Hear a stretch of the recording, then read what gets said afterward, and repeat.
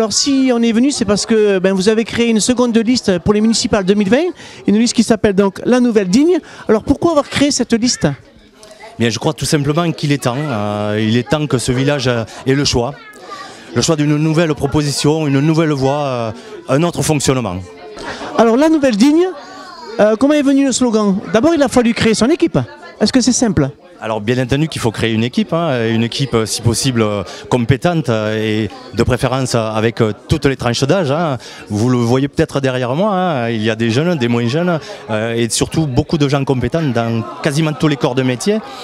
On sait malheureusement que les dotations de l'État se font de plus en plus maigres et bien entendu il va falloir que nous-mêmes nous retroussions les manches pour aller chercher des solutions et donc voilà, avec des gens compétents c'est toujours plus facile. Alors, quels sont les mots qu'on utilise pour qu'ils nous suivent?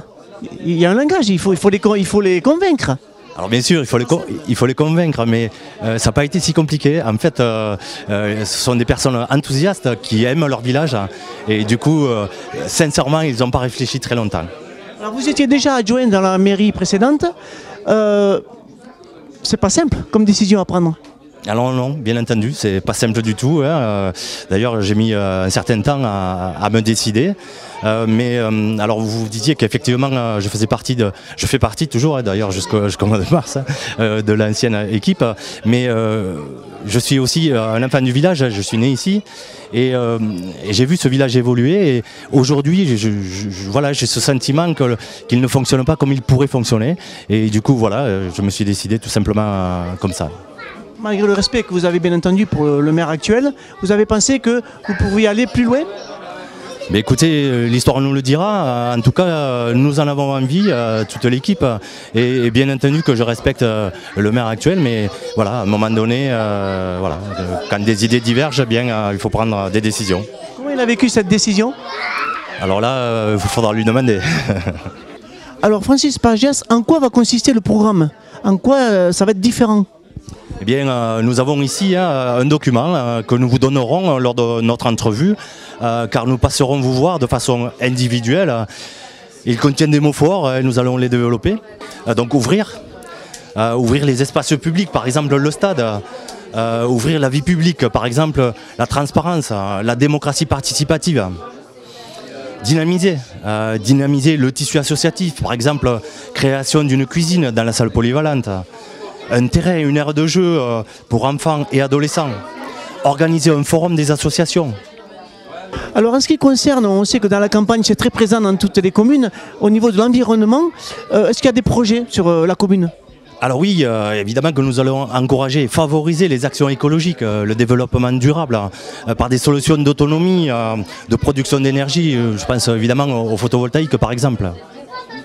Alors sur un proche avenir, si vous avez la chance d'être élu, qu'est-ce que les Dignois, c'est comme ça qu'on les appelle, verront de nouveau dans leur boîte aux lettres peut-être? Oui, alors il est question aussi de communiquer davantage.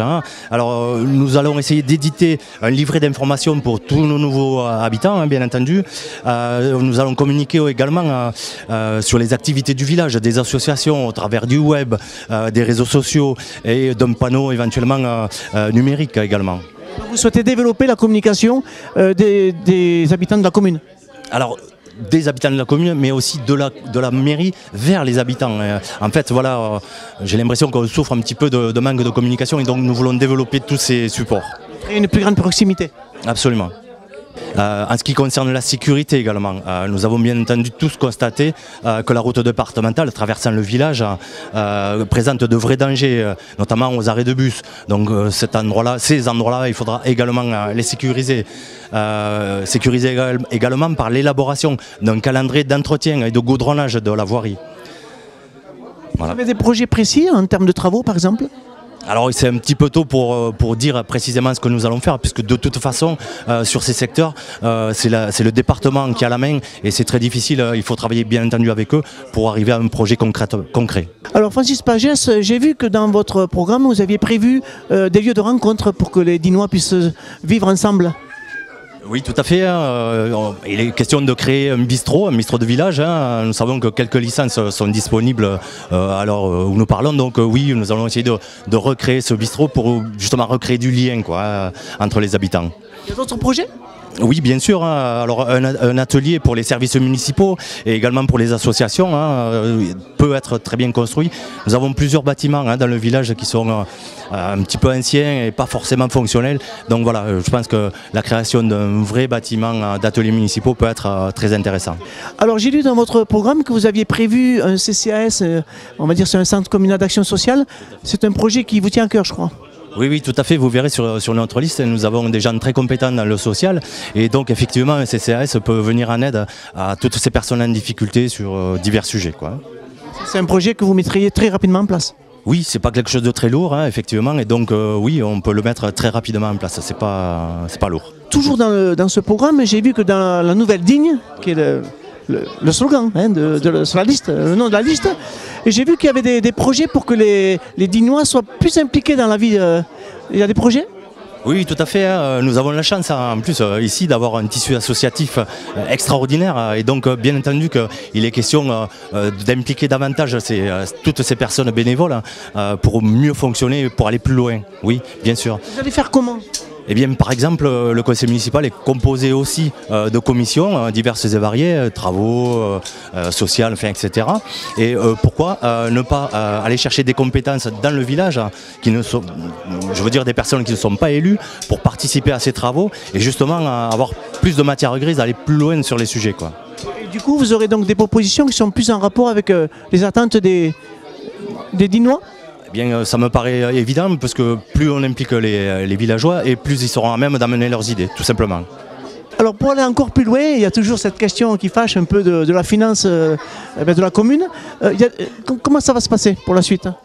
Eh bien, c'est tout simple. Pour ce fonctionnement, nous avons décidé de ne pas augmenter la fiscalité communale.